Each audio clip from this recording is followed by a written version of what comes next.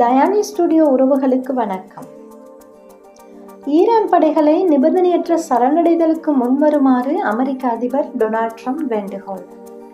சர்வதேச ரீதியாக பேசப்படுகின்ற விஷயம் என்னவென்றால், 88 முதல் 90 மில்லியன் மக்கள் வாழக்கூடிய ஈரான் நாட்டில் இதனுடைய இராணுவ கட்டுப்பாடு என்பதும் மிக பெரிய அளவில் பரந்த கட்டமைப்புகளை கொண்டதாக இருக்கிறது. அதாவது எந்த அளவு மக்கள் தொகை இருக்கிறார்களோ அந்த அளவுக்கு மிகப்பெரிய ஒரு கட்டமைப்பை கொண்டதுதான் ஈரான் நாட்டு இராணுவம்.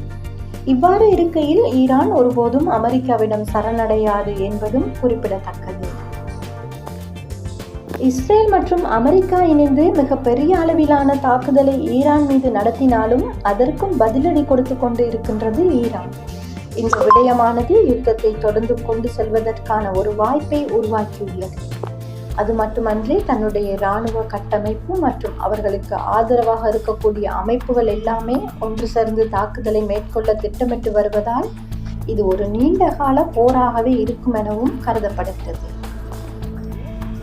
காரணம், இஸ்ரேல், அமெரிக்கா மற்றும் ஈரானுக்கு இடையிலான பேச்சுவார்த்தைகள் சரியான முறையில் நடத்தப்படாவிட்டால் இது போரிலே முடிவதற்கான சந்தர்ப்பங்கள் அதிகமாக இருக்கிறது.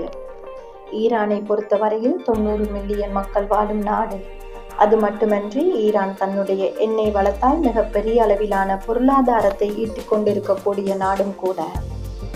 1000 கணக்கான டான்களை ஒரே நேரத்தில் வானத்தில் செலுத்தி தாக்குதல் நடத்தி கொண்டிருக்கக்கூடிய வல்லமையும் ஈரானிடம் இருப்பதால் இது ஒரு தொடர் போராக மாறக்கூடிய சந்தர்ப்பம் கூட இருக்கிறது. உலகில் மிகப்பெரிய நிலையான படைகளில் ஒன்றை கொண்டுள்ள நாடு வடகொரியா. சுமார் 12 லட்சம் செயலில் உள்ள இராணுவ வீரர்களை கொண்டுள்ளது. அணு ஆயுதங்கள் மற்றும் நீண்ட தூர பாலிஸ்டிக் ஏவுகணைகள் திறன் இருப்பதாக மதிப்பிடப்படுகிறது.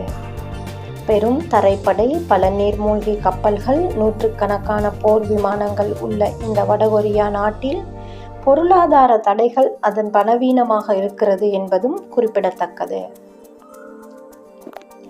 இந்தியா ரஷ்யாவுடன் சுமார் 7 மில்லியன் மதிப்பில் 40 ஸ்கோப் Su-57 ஸ்டெல்த் போர் விமானங்களை வாங்க பேச்சுவார்த்தையில் உள்ளது. இந்த ஒப்பந்தம் நிறைவேறினால் இந்திய விமானப்படை முதன்முறையாக 5ஆம் தலைமுறை ஸ்டெல்த் திறனை பெறும் என்பதும் குறிப்பிடத்தக்கது. மற்றொரு காணொளியில் சந்திப்போம். நன்றி.